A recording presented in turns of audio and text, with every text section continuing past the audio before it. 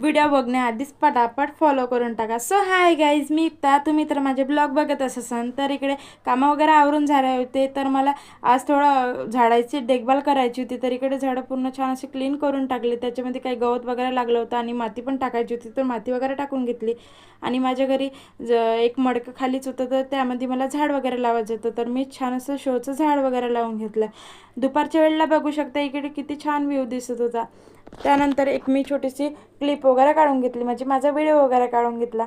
आणि इकडे पूर्वेश बघू शकता कसा काय डान्स करत होता. त्याला म्हटलं की बँड बाजा वाजवत होता, तो बँड बाजा पण वाजवत होता आणि इकडे डान्स पण करत होता. तो बोलला की चाचू माझ्यासोबत एक व्हिडिओ काढला, तर त्याच्यासोबत एक व्हिडिओ वगैरे काढला.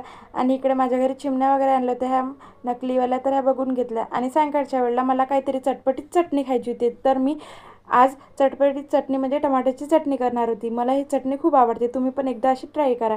तर इकडे टमाटर आणि मीठ आणि तिखट मिक्सरच्या भांड्यामध्ये एक चक्कर फिरून घ्या आणि अशी काहीशी प्युरी बनवून घ्या. त्यानंतर इकडे 2 चम्मच तेल आणि जिरं मोहरी आणि तुमच्याकडे कढीपत्ता अवेलेबल असेल तर कढीपत्ता, माझ्याकडे अवेलेबल नव्हता मी कढीपत्ता नाही टाकला.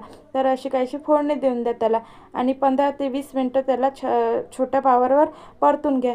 चमचमीत चटणी नेहमीच तयार असते आणि ही चटणी तुम्ही स्टोअर करून पण ठेवू शकता 8 दिवस.